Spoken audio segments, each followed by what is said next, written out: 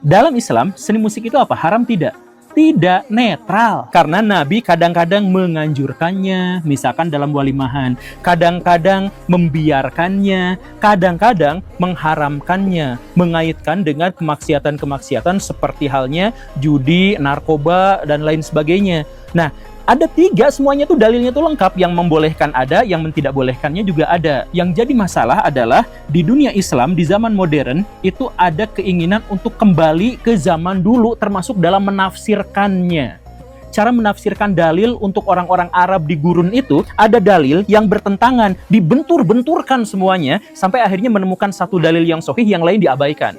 Cara berpikir Arab gurun itu adalah cara berpikir biner. Kalau tidak A, ya pasti B. Tidak mungkin ada C, D, E, F, G. Tidak ada alternatif yang lain, tidak ada pilihan yang lain, tidak ada opsi yang lain. Kalau tidak hitam, ya pasti putih. Kenapa mereka mikirnya seperti itu? Karena mereka hidup di gurun pasir yang tingkat kematiannya itu luar biasa besar, yang tingkat resikonya hidup di sana juga terlalu besar.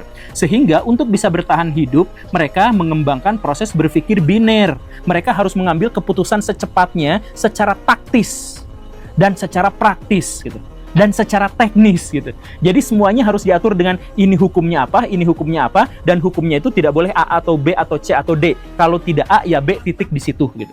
Di zaman Nabi, Nabi pernah membolehkannya, Nabi pernah membiarkannya, Nabi pernah melarangnya. Orang-orang Arab nggak ngeh dengan ini tuh, realitas begini tuh nggak ngerti. Kok bisa ada 3 hukum sekaligus? Nggak mungkin 3 hukum sekaligus. Nah, hukumnya dibentur-benturkan sampai akhirnya memunculkan hukum. Yang NU misalkan, boleh kok. Asal gini-gini. Kata yang Wahabi, haram total semuanya, begini. Kata yang Sufi, oh sangat boleh, bahkan itu cara mendekatkan diri kepada Tuhan. Kok semuanya, dan akhirnya apa? Mereka bermusuhan. Jadi dalil-dalil hasil berbenturan itu, mereka bentur-benturkan di dunia nyata. Kata orang Wahabi, Sufi itu sesat. Kata orang Sufi, Wahabi itu cuma teknis, nggak ngerti apa-apa. Dan begitu aja seterusnya gitu.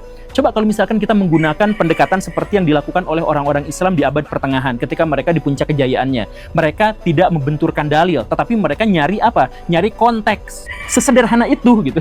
Hukum musik itu netral. Tergantung ada hal-hal yang lain, faktor-faktor yang lain yang menghubungkannya dengan sesuatu.